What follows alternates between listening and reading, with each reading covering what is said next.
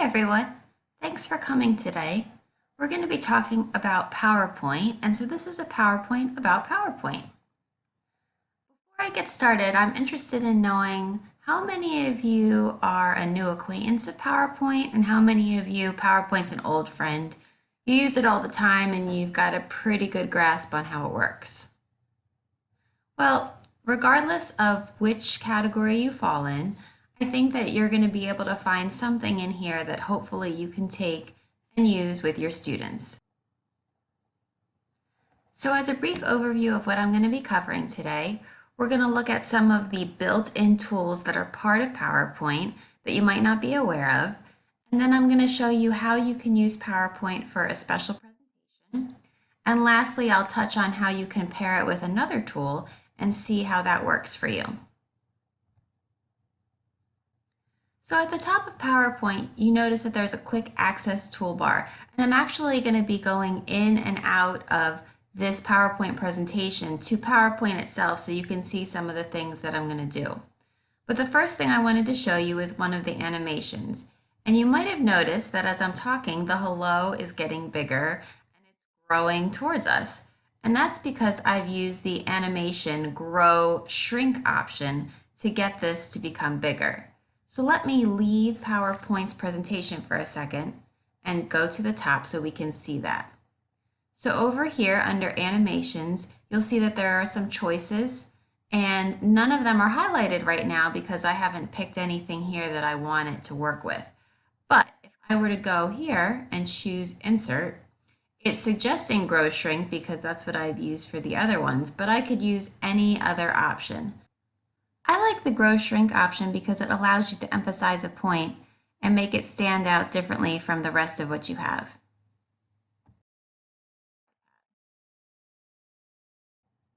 Now I'm going to go to the next option, which is insert picture with design ideas. And I should also mention that it depends on what version of PowerPoint you have. You'll want the most recent version to be able to use some of the features I'm going to be showing you. So right here, we have this hello, and I'm going to be adding another hello. And I want you to watch what happens on the side after I've pasted the second hello in. So you'll see I now have two hellos there. And on the right side, what's just popped up are some design ideas. PowerPoint is suggesting what I can do with these different pictures and with the text that I already have. So if we go over here to the right, you'll see that there's one where the first hello is smaller and the second hello is bigger.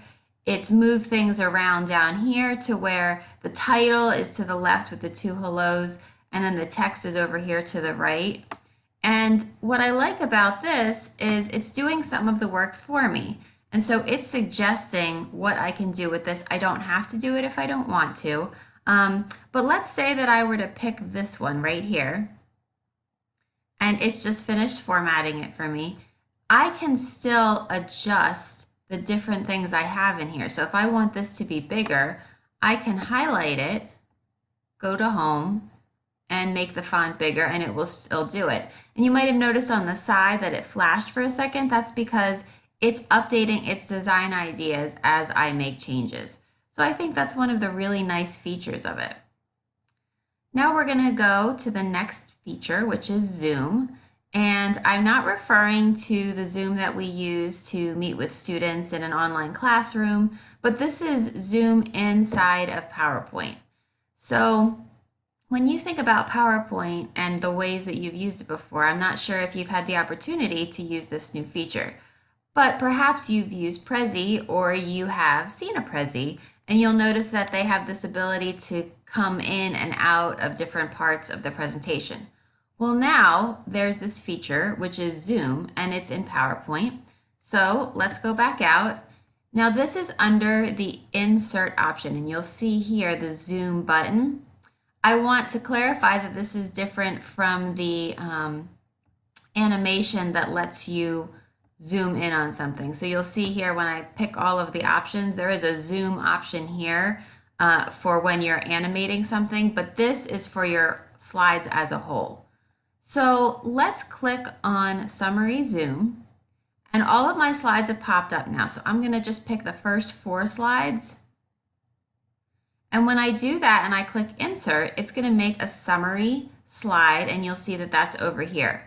So I click into it, and now all of those slides are on here, but what happens is I click on that one and it zooms in to that slide. And if I want to get out of it, I just click on it again and it zooms back out. And the same thing happens for different ones of these. The other thing that's important to know about the zoom feature is that you have other options besides the summary zoom. You also have the section zoom, which lets you create a link to a section so you can jump around. And then lastly, there is the slide zoom. When you are exploring the zoom options, you'll notice that at first the section zoom is not available, only summary and slide zoom are. I encourage you to take some more time to look into this because I think it's got a lot of potential and you might enjoy it. All right, so now we're going to go to a different feature, and you'll see on the left I have listed a series of words, classes, syllabi, faculty meetings, and lunch. And then on the right, I have some pictures that are associated with that. And what I've done here is I've created two slides. The first one that you saw where they were listed, and the second slide where the pictures and the words are all linked up together. And the change between the two of them is actually one of the transitions, and that transition is called morph. So I'm going to go back to that first slide again. And what I did on this first slide is I just wrote the words out on the left and I pasted the pictures in on the right. And then on the second slide, I told it where I wanted them to go. But as far as moving it, that was the morph option. So I'm going to leave the presentation. We're going to go up here to the transitions, and you're going to see that morph is highlighted. And morph is the one that let it move from one slide to another. I think this is helpful when you're wanting to make a connection between two different points and your students aren't expecting it. You can play with it in a lot of different ways. I found this to be a nice change. All right, I don't know how many of you have ever played Jeopardy with your students, but it's a real crowd pleaser when I do it with my students. So I have here just a very small board because we don't have time to play a full game, but let's try PowerPoint for 10. The question is, this is another name for your PowerPoint presentation. Are you not sure what it is? Think of that fun water game, slip and... Any ideas? Let's click on the answer. It's a slideshow. Now you might have noticed that my slides are moving around as I click on different things, and that's because I have created hyperlinks within PowerPoint that allows me to move around. So let's do it for one other, word for 20. The letters B and I and U represent these changes you can make to your font. I'm sure that you all know the answer to that one. It's bold, italic, and underline. And I think this is pretty easy to do because what happens is, as you can see, these are underlined, and that lets me know that they have hyperlinks. So let me leave that, and I'm going to now right-click on that and remove the link, and then go back into the presentation. And you'll see now that it's not letting me go anywhere like it would with the PowerPoint one. You can see I have the option to go there, but on this one I don't, and that's because I've removed it. But it's relatively easy to make it come back. I just highlight it, and then I right-click on it, and I choose link.